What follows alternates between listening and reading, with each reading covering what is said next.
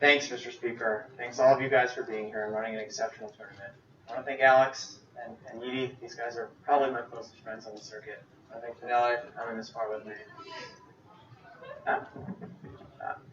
Is better? Everyone? Yes? Can everyone hear me in the back? Great. So I was just saying, I wanted to thank everyone for being so supportive as we got here. I want to thank Shomik for being, and Josh and all those people for being rocks in the last couple minutes.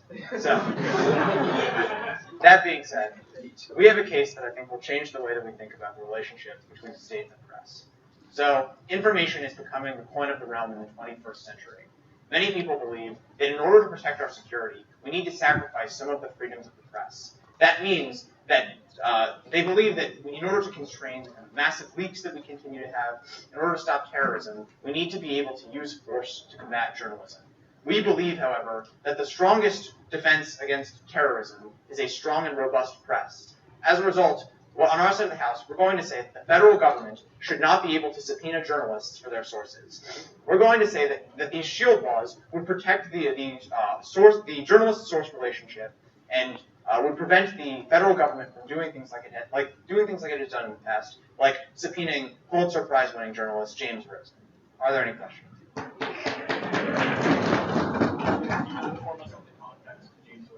Sure. So James Rosen was a Pulitzer Prize-winning journalist. He published some leaks, and the Obama administration has been hounding him ever since. He's been subpoenaed repeatedly. They say it's in the interest of national security. What leaks did he publish? He published important leaks on. He published which story was it? I think it was. Let's see, actually. I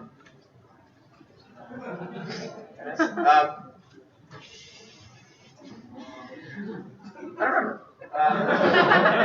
Sorry. Can you give me the general case or cases? Yeah, absolutely. So the government tends to subpoena when there are kind of leaks. So, for instance, there have been leaks of classified documents, for instance, on negotiations between the U.S. and North Korea. I think that was Rosen. There have been leaks in terms of people revealing kind of CIA torture facilities and CIA operations. Josh Wolf spent 226 days in prison before he released video footage that the court wanted about the kind of detention facilities and things like that. It is also, we would say, used to get people's information about kind of sources they have who might be terrorists, who might be committing crimes on that scale.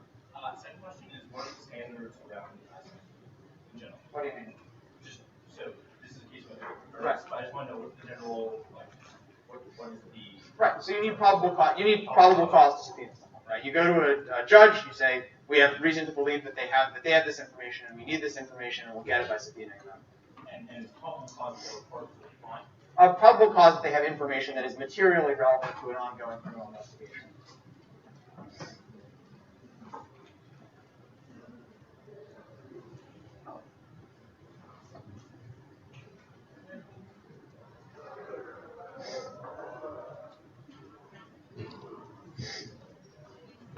Might be used to obtain information in general, but this is not related to the collection of metadata. This is not surveillance in general. This is journalists' sources and non-public information. Right? The government is going for the yeah, the metadata is a separate thing, probably an issue, but it's not part of that. Good. Great. Thanks, Mr. Speaker. Our first point today is that we think shield laws are constitutionally mandated. So we think reporters have a right not to disclose their sources' identities. Free speech has expressive content, as does silence.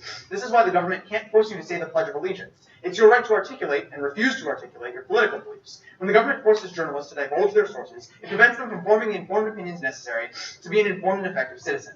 On a more fundamental level, however, it is wrong for the government to force you to act as an agent against yourself or your spouse. This is why we have the Fifth Amendment and spousal privilege. When the government forces journalists to divulge their sources, it forces them to work against themselves, which is constitutionally prohibited. Moreover, journalism is explicitly constitutionally protected with something that we think when the government interferes with reporters, it's interfering with something that we think to be so important that we explicitly mention it in the Constitution. We think if a role is name-checked in the Constitution, we might want to grant it important rights protections. This is why we afford confidentiality to priests and lawyers, and seeing as journalists are similarly singled out, we should protect them too.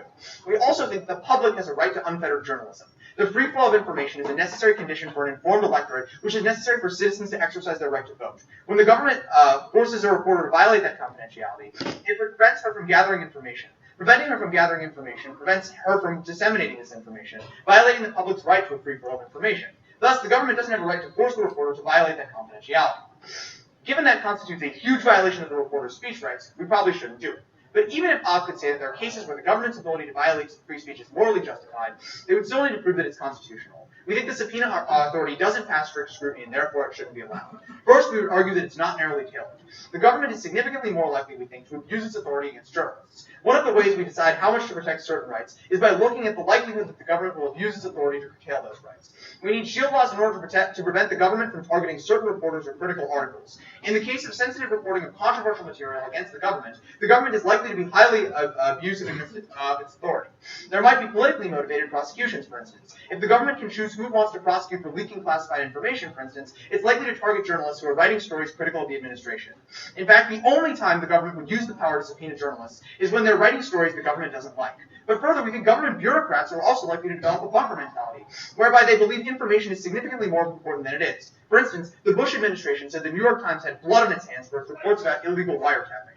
We also would say, however, that this is not the least restrictive means for attaining the information the reporter wants. Reporters literally have less power than the government. They did a lot of investigative legwork, but attorneys not only can do that, but probably should do that. They even have more power in that they can legally force people to tell them things. Given that the information the government wants comes from witnesses that the reporter found without having the ability to legally compel speech, the government could find the same sources on its own and force them to talk without violating the reporter's speech rights. But our second point is that we think shield laws are necessary to protect the information gathering process as well. So, on a pragmatic grounds, we say that we would grant privileged status to communication between two parties when two circumstances are true. First, the relationship in question is in the public interest. Second, the relationship needs to remain private in order for it to benefit the public. The reporter-source relationship, we would say, fits both prongs. First, the reporter-source relationship furthers the public interest. We would say that it holds governmental officials accountable, for instance. For instance, the executive agency is in charge of classifying documents without any meaningful oversights. We would estimate that between 50 and 90% of classified documents could be made public without harm, according to recent estimates. Without reporters, there wouldn't be anyone to hold the government to the law and inform the public. We think it would be better if someone in the CIA had been able to come forward with the fact that the intelligence we used to justify the war in Iraq was bad before we went to war. But secondly, we would say it brings out important national security-related information. So, for instance, during the first Gulf War, George H.W. Bush was literally watching CNN because it was providing him with better intelligence than the CIA. On our side of the house, if information comes forward, we understand that critical threats exist. We begin to understand the intricacies of the people that we're dealing with, and that makes Americans safer. But further, we would say that sources also just allow journalists to do better journalism. That is, with more sources, they can do things like corroborate information, provide context for stories. This means fewer false or acontextual stories, which is especially important because bad journalism can cause the kinds of panics that lead us into conflicts, that lead us into kind of disastrous situations and misinformed policy.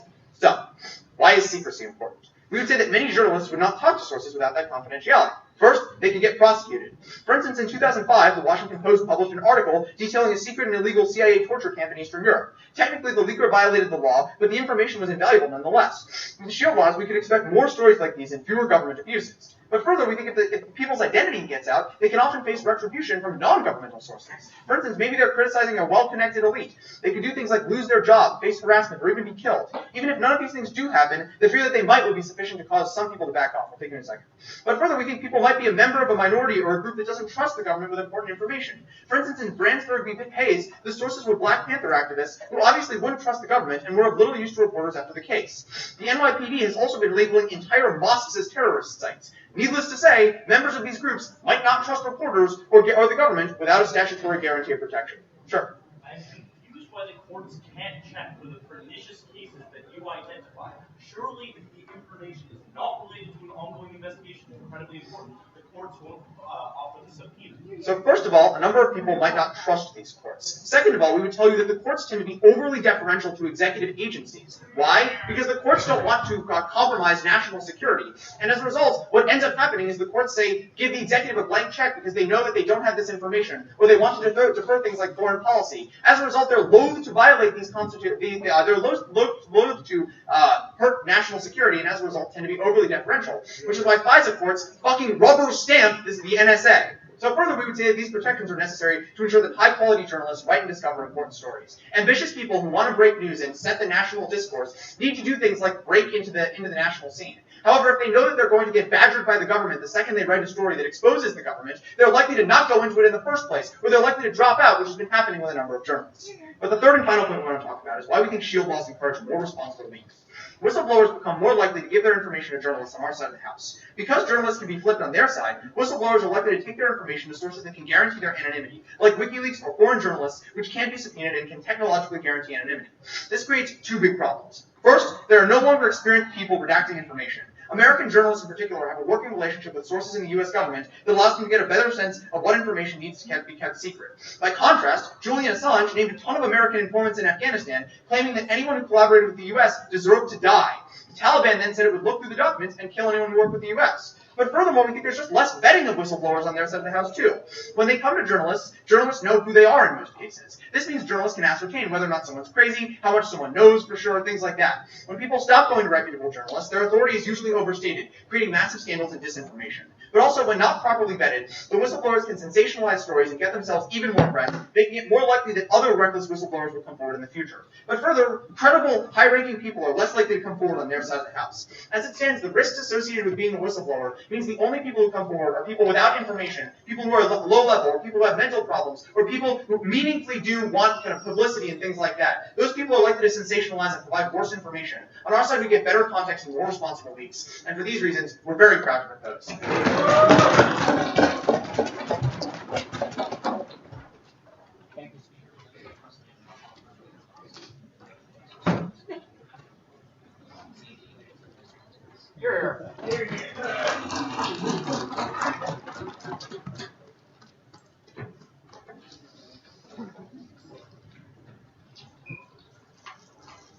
Panel, freedom of press is not an unmitigated and infinite good.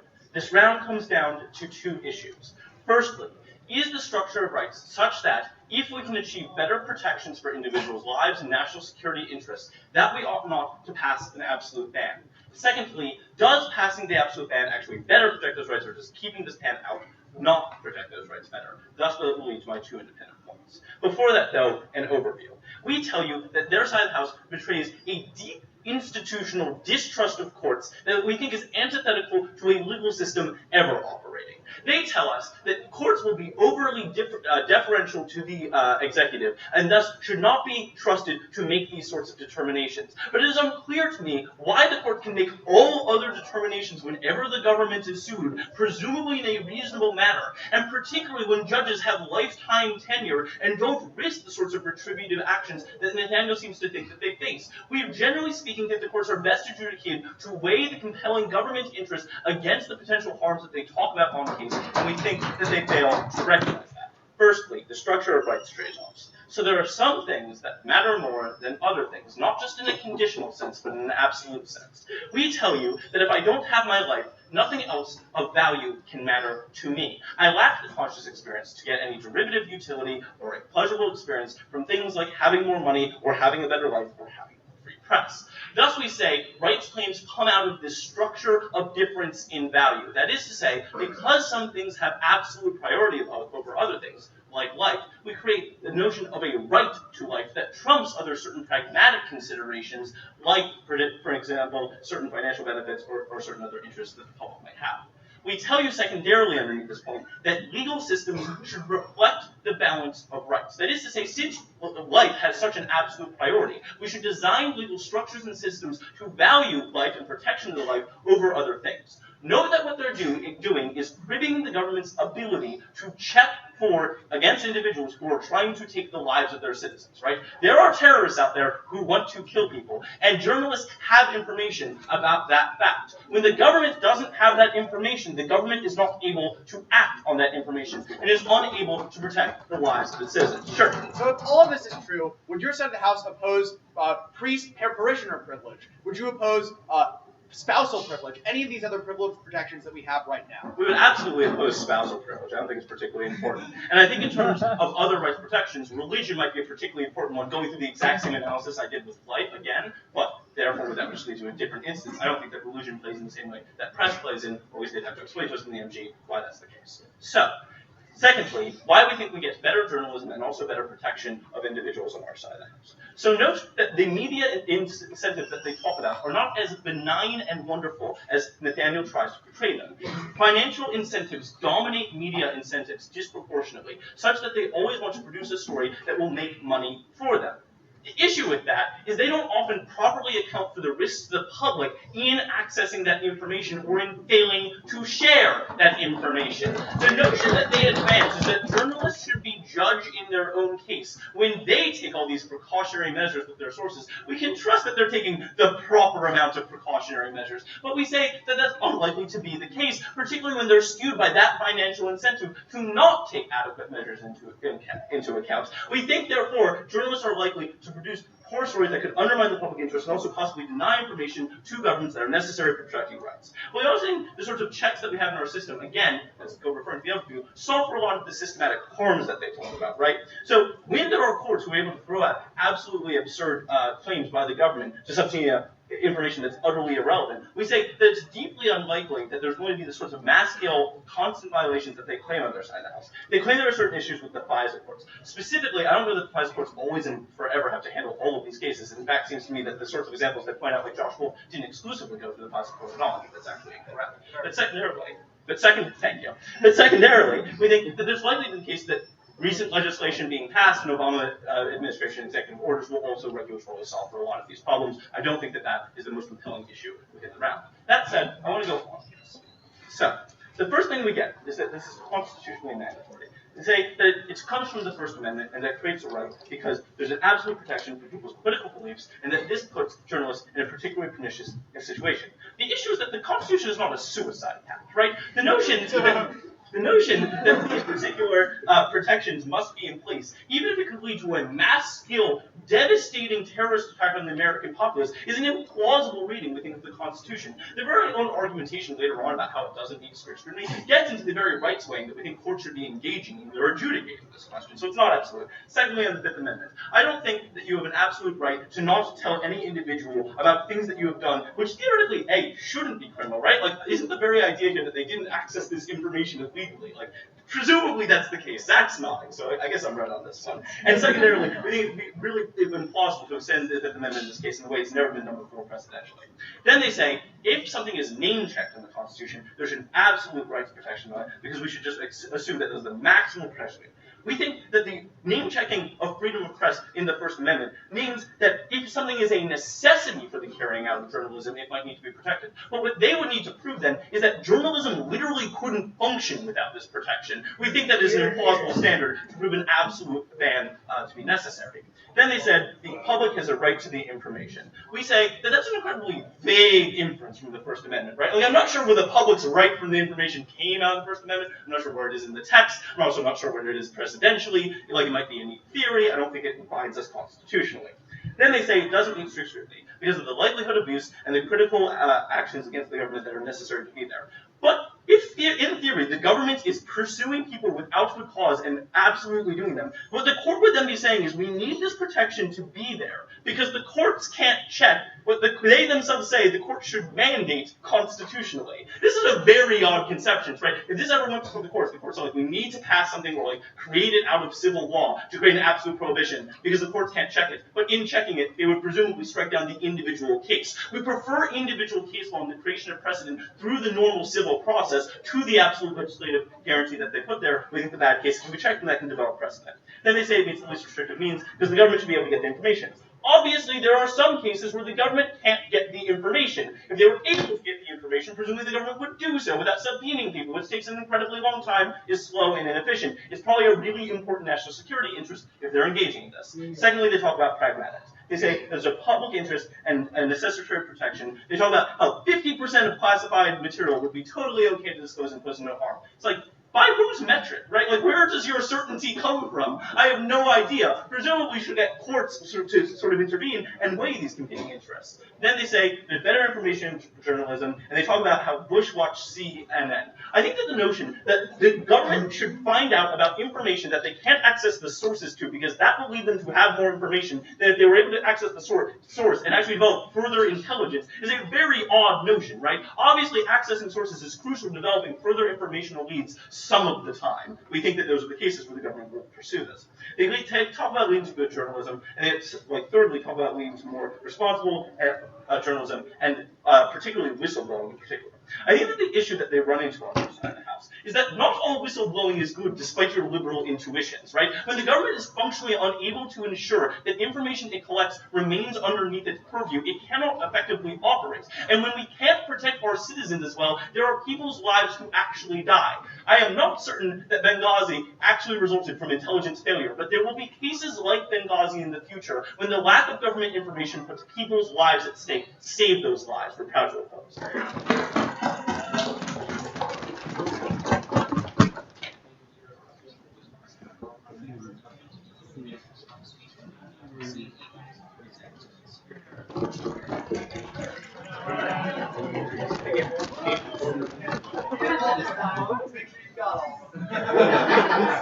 Give me a second.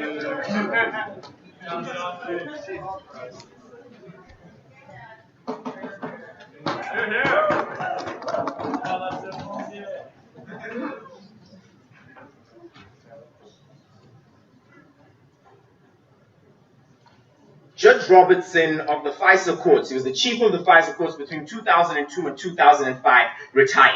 He said ex parte courts are an abrogation of justice and something you could no longer contain. This principle is an instantiation of that precise pernicious institution, because that's what they're relying on. The distinction in this particular case, and this was material that went unaddressed in the previous speech, was Nathaniel told you that unlike other instances where you can subpoena somebody and subsequently have a trial to have the decision as to whether or not that was legitimate, this has direct and immediate consequences for the individuals involved. What are those consequences? Nathaniel told you about the persecution and retribution that whistleblowers face in the status quo, irrespective of whether the merits of what it is they were revealing. This was something that went under-addressed in the previous speech. That said, what am I going to do? No surprises. I'm going to respond to their material and then rebuild our own. First thing then, their overview, right? They said, this represents extreme distrust of courts, and given that justices have lifetime tenure, why on earth are we so liberal? Oh, boo-hoo us. 5 sorts of responses here. The first one is, these courts are entirely ex parte.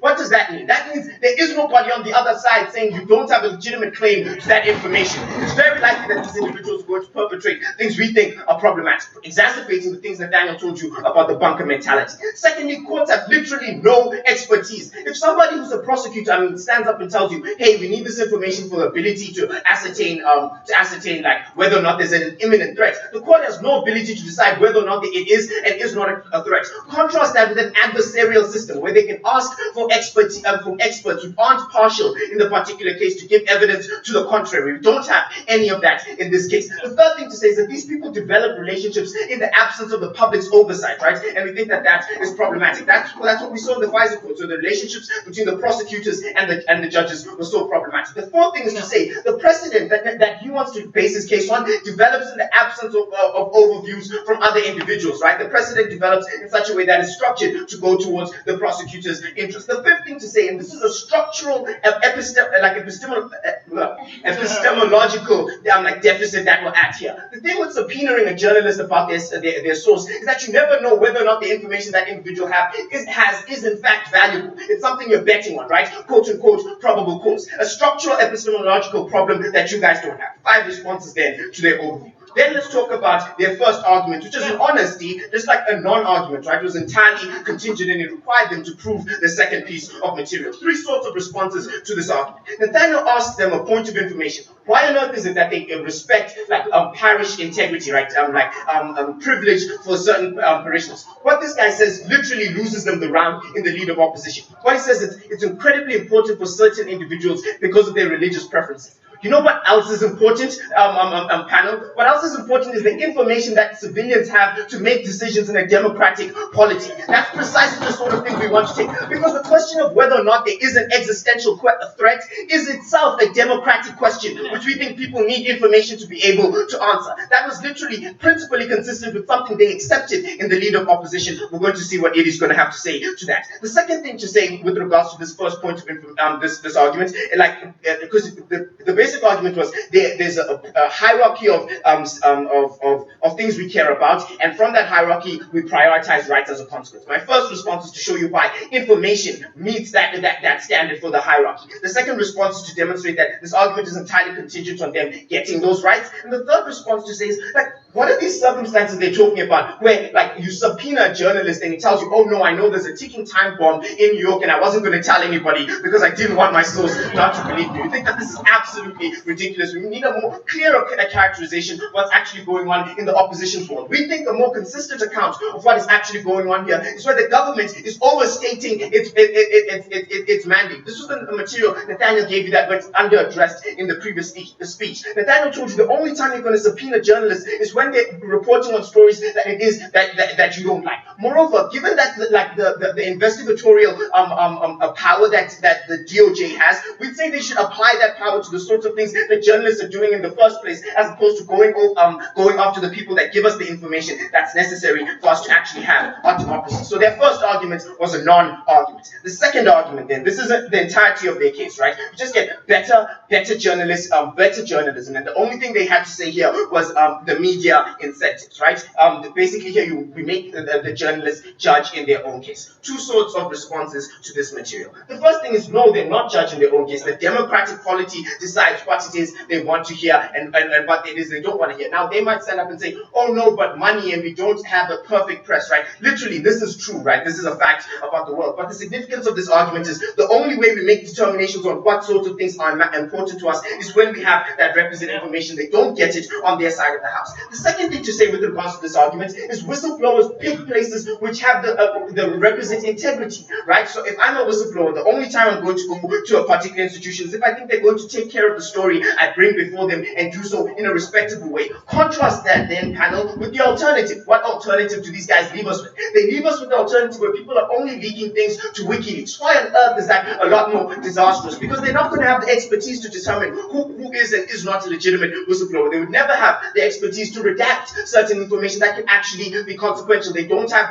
the requisite infrastructure to vet individuals. That's the alternative on their side of the house that went under-defended in the previous speech. Let's look at their rebuttal to our material, the scant amount of material that there was. And I actually have the piece of paper this time. Can you please explain to me how the Democratic polity can make a decision about information they never access and then leads to a harm? Information they never access and then it leads to no, that's absurd. Because the point of our case, the point of our case is they publish that information and that's what we proliferate on our side of the house. The argument was to suggest sources don't come out on your side of the house, and as a consequence, we don't have that access to that information to begin with. Okay, I think that was a POI responded to. Okay, let's look at their response to our material. The first argument that Daniel gave you is that it was constitutionally mandated. I have to defend this, but it's twofold kind of argument, right? The first argument is the Constitution, yes, but secondly, rights, right? Stuff we can defend. What did we hear in the previous speech? The first thing was oh no, but the Constitution and rights don't determine that we should commit suicide. Again, entirely contingent, right? That's not a response. It's precisely the sort of thing that is perpetuated by this flow mentality that you must say something to every argument that's there. It's suicide. No, you need to prove that that's the case, firstly. And secondly, it's entirely contingent, as I said. But thirdly, the democratic polity has the right to determine what is and is not an existential threat. The second thing he wanted to say then was our standard that Nathaniel gave you, the second subpoint of the first argument, was okay, but he said this isn't a necessary function for thing. And what we need to demonstrate that there was a necessity. Two sorts of responses to this note. First thing to say is it's necessary for them to perform this particular function, panel. And secondly, the standard of necessity is absurd. Do we think attorneys would like the process of actually having attorneys would survive an instantiation where we remove attorney-client privilege? Of course it would. But the question is whether or not it would be as good at doing its job, and we don't think that that's particularly going to be the case. The third thing he wanted to say then was like, oh no, but constitutional principles are vague, right? And like it's unclear that this is what the Constitution mandates. To be honest, like this is my view, it's unclear that the Constitution, that your Constitution means anything particularly, right? Just to be honest. But like to the extent that that's the case, Nathaniel gave you material to suggest that given the jurisprudence of the First Amendment, this is consistent with that. But secondly, we say that there's a rights principle here that overrides the consideration of a text written 400 years ago. The fourth response they gave then was just like, oh no, but courts, right? I've already dealt with courts in their overview. The response to our second argument was the same response they gave to the third. We need to demonstrate that information isn't overly classified. One, people who whistleblow face risks, and we think this is going to temper their ability to make certain decisions. And finally, alternatives exist. Credibly proud.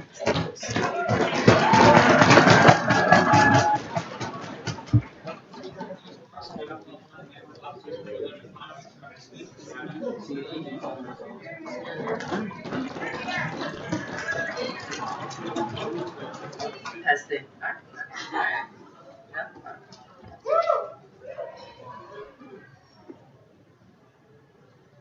Their conception that journalism is going to be responsible in all cases, that there are not going to be cases where they release documents that will endanger the lives of the structure of the American court system or the American defense system, or just the lives of Americans that the government ought to be concerned with, is false. That remains, that being said, the question is just who should be the one to adjudicate which cases are going to be the ones that are likely to be dangerous. We don't think that the public is going to be able to make that decision, but we also don't think the public is going to be the one to make that decision, because journalists will be the ones who are going to be put in the position of deciding what kind of information to release. They will not release all the kinds of information that they might necessarily have. Particularly, maybe it won't even be the case that the sources will actually have other kinds of information that the journalists are not privy to that could actually be useful. That being said, going off this. So he says this is a problem because, unlike in other instances, there are direct and immediate consequences to whistleblowers. Unlike the other consequences that whistleblowers face, which is being fired or being ostracized or being targeted by the enormously powerful firms that they might be trying to take down, we think those are probably far more significant, and the government is probably the most responsible agent in adjudicating which cases whistleblowing is correct or which cases it's irresponsible. Second, he says, look, the problem is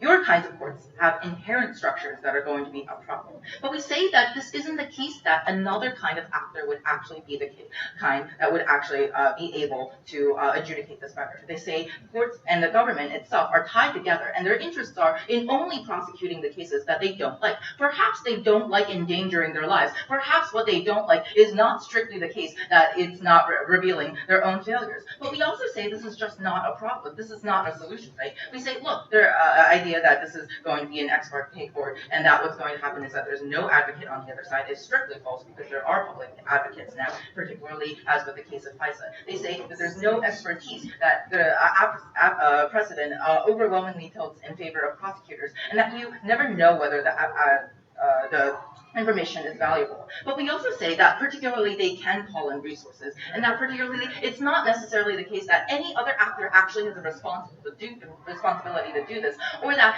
given that there's overwhelming incentives, that actually what's going to be the case is that newspapers are actually going to be, press advocates are actually going to be the ones that would also be situated better do this. They say they don't know whether the information is valuable before you know it. But we also say there's actual harms in knowing the information, right? It is not the case that once you know the information, then you can decide whether or not it is valuable. The actual act of discovering something, the actual act of perhaps gaining knowledge, not just for citizens, but for other people who will have access to this, is a different kind of decision. The decision we're making is the one before that, about whether it is likely that we ought to release this information. And we say that given that we allow government to collect this sort of information, we should actually allow it be protected.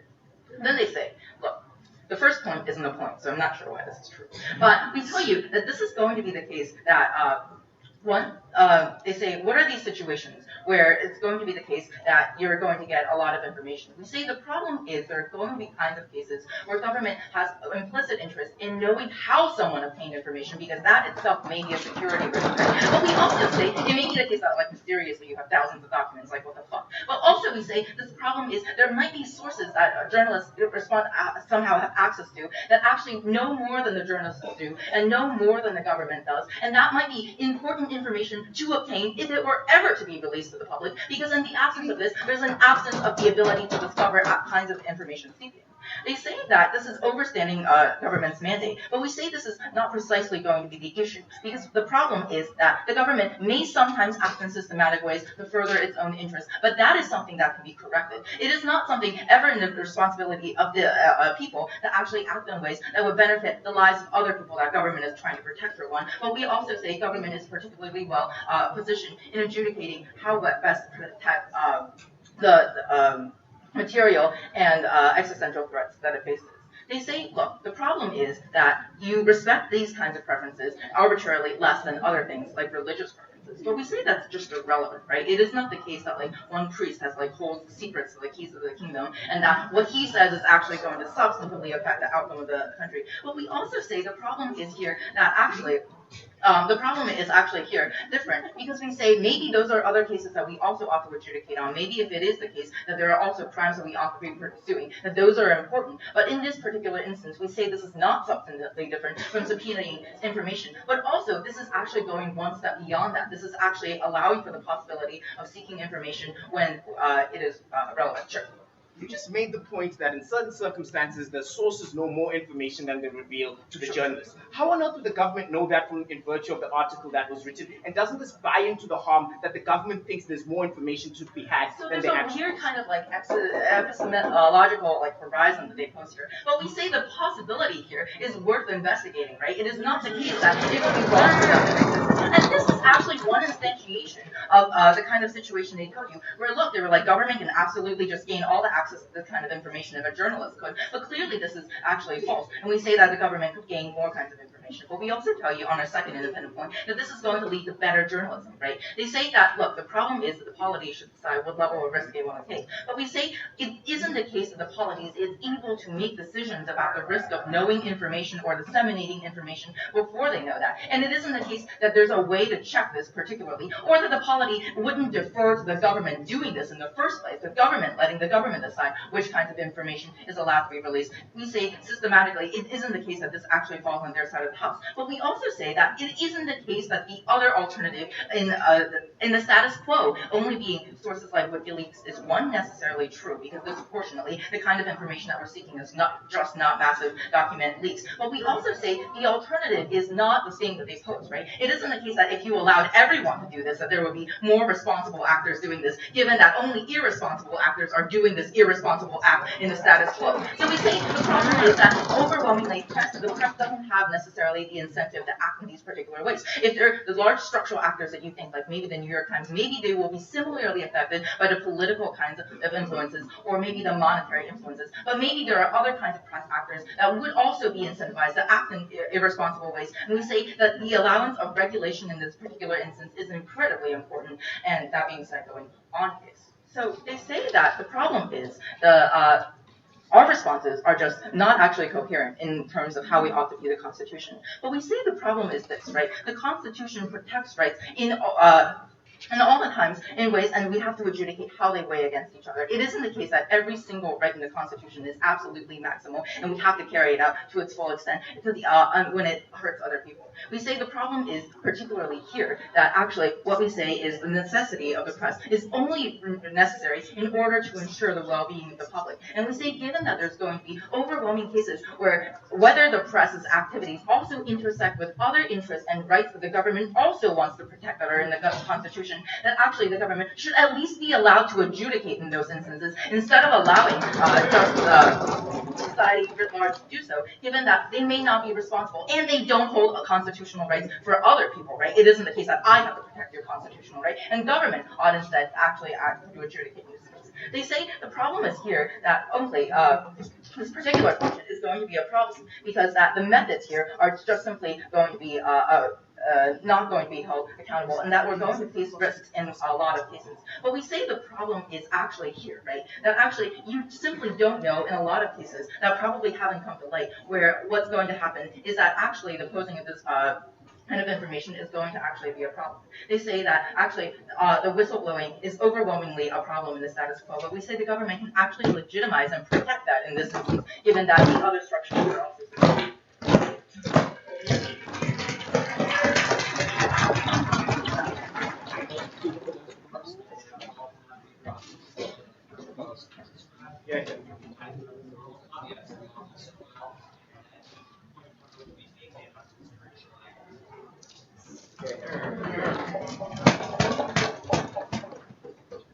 Panel, in all other cases, we allow subpoenas for the government to access this sort of information.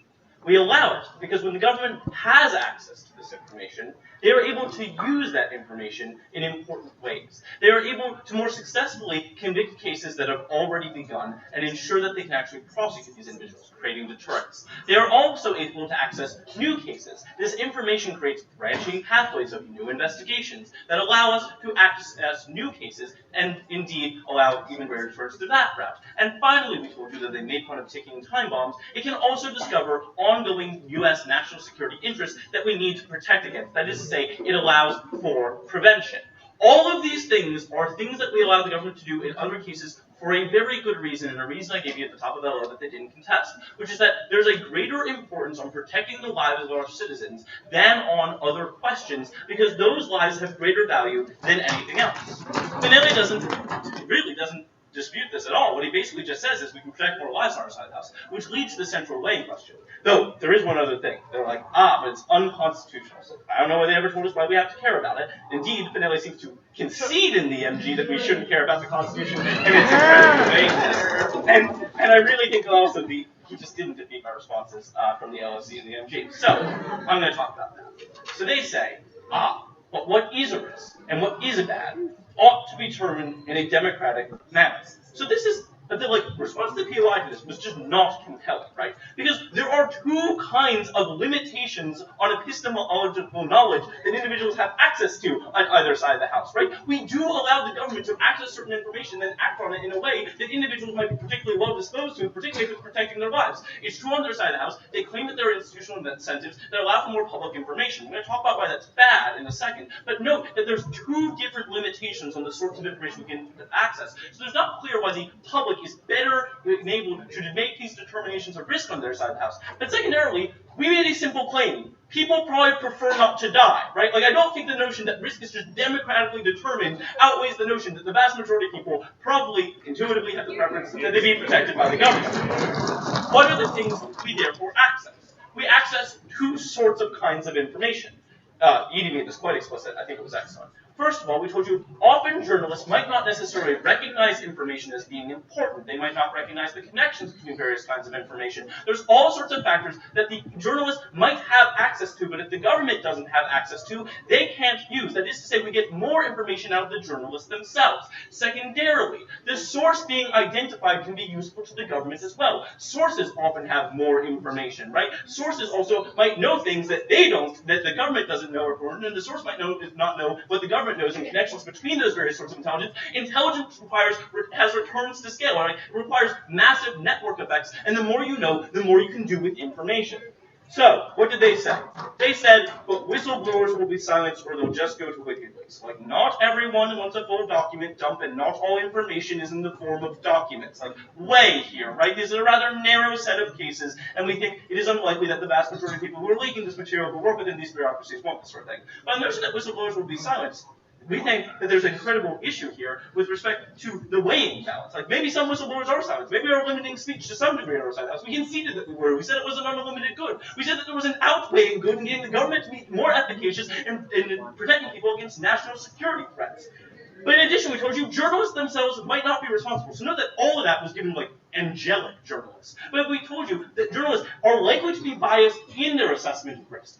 in their assessment of what would be useful to the government. Then they'll make bad decisions. Fanele asks, oh, come on, what journalist who knows of a ticking time bomb will go to the government? Well, maybe the journalist doesn't know the source, maybe the journalist doesn't know. But also, if they're biased and slanted in the way they view these risks, they may indeed not share this information. It's crucial that the government get it. But finally, note that our side of the house is not just willy-nilly random prosecution of journalists. Courts do have checks, and as I told you in LOC, and they dropped an MG, it's quite likely that the Obama administration's reforms to ex parte courts putting in public advocates actually solves for a lot of the harms that Fanele harped on for the entirety of the MG. Given that's the case, we are much preferable side, and we are very proud to oppose.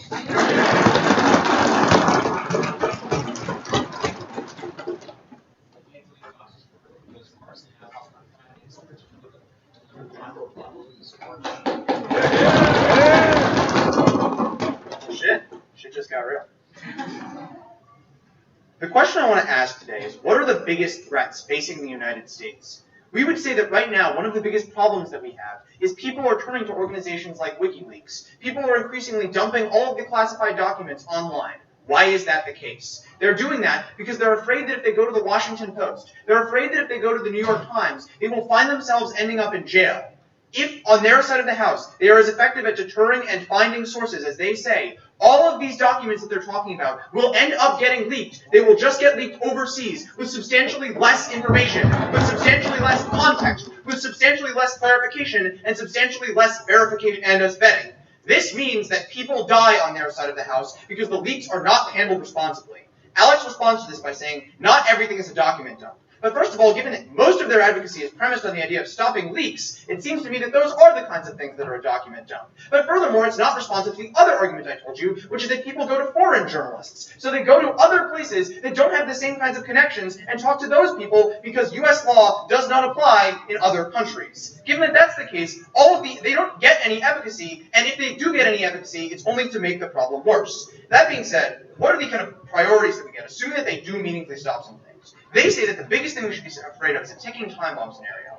But we asked you, what journalist would sit on this information? What journalist is out there being like, I know someone's about to set off a bomb in Manhattan, but I'm just going to let it burn. Like, I get that some people like to see the world burn, but I don't think they're journalists. But the second question Fanele asked, what suicide bomber is going to tell a journalist that? It's like, oh, I'm about to set off a bomb, print it in your newspaper.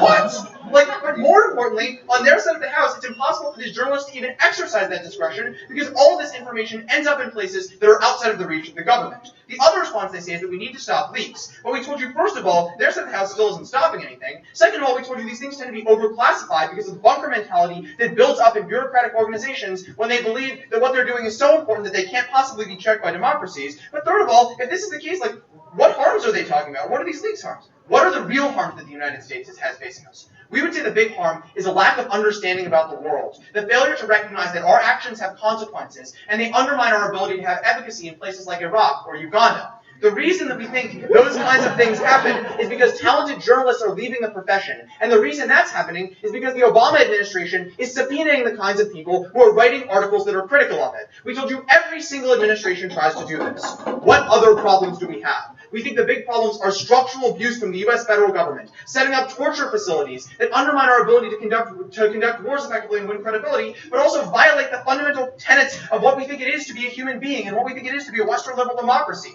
On their side of the house, we get this information, and we can't stop the overwhelming tendency of the government to abuse its authority, especially against underempowered groups. But further, we think the big harm that we deal with are panicked articles because we don't have meaningful context, because journalists can't get enough sources to write an effective article, and because they don't get context, they start panics that lead us to invading other countries and doing things that are against our interests. Why do they prove all of these harms? Because sources dry up when the government starts subpoenaing them. First, because people do not trust these journalists. This is what we saw in Brandsburg Behays with the Black Panthers. Furthermore, because sources know that they might actually go to prison, and as a result, that's a deterrent. Third of all, because people might face retribution even if they don't go to prison.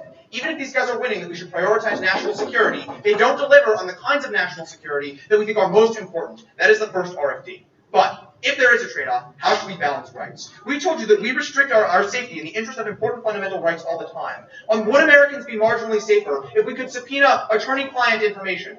Of course we would. However, we think it would violate people's protections to due process. We think those rights are things that are worth standing for, and we think free speech is one of those rights. The response is to say, well, the courts would just check. But it's interesting that the MO says, well, let's just investigate what these sources might know and, see where it leads. We think this is the kind of mentality that these courts have because they're overly deferential to the executive. This is why the FISA court, which is responsible for overseeing these things, approves overwhelming percentages of things. We told you that the courts tend to defer, and as a result, they're not likely to stand in the way because no Supreme Court justice or no judge wants to be responsible for a terrorist attack, and so they tend to be overly deferential. As a result, we don't think these courts will check. We also don't trust the federal government to ascertain when these subpoenas, when this information threatens national security, given that they're often going after people who are their most vocal critics, who are the ones exposing the abuses and the things that they are trying to hide. Given that that's the case, we don't think their side of the House is meaningfully balancing rights there. Then we also say that there's limited adversarialism. So how would a source tell you when they're in danger if their information gets leaked?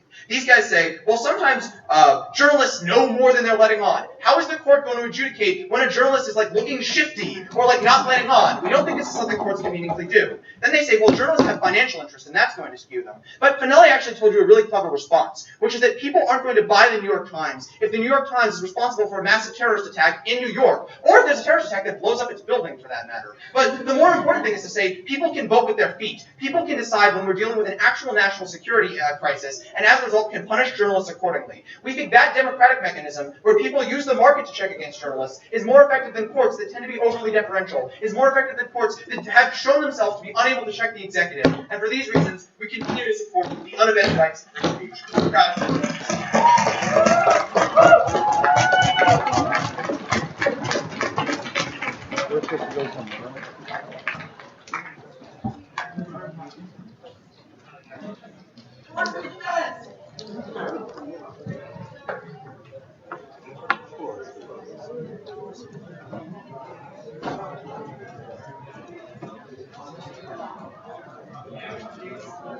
All right.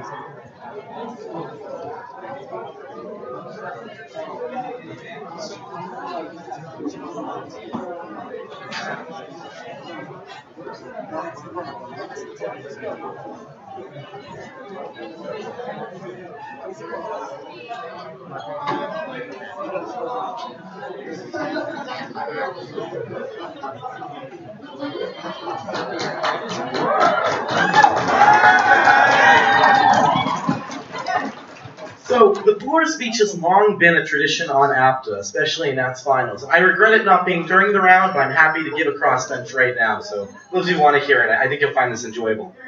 Thank you. So, I admire Fanele's courage for being willing to MG in Nats finals. I mean, some people lose their wallet, their keys, and in semis, well, he just lost the on kicks. He lost the flow. So that's very impressive. But then in this round, we hear him say, well, who cares about the flow mentality? The only thing that's worse than the flow mentality, I think, is the weighing mentality. Who would do that in debate either? But I think more importantly, this is my fourth time watching an Apda Nats final round in person. Harvard has goved 3 of them. And what I admire is this, their keen ability to be able to track current events and shifts of power in society.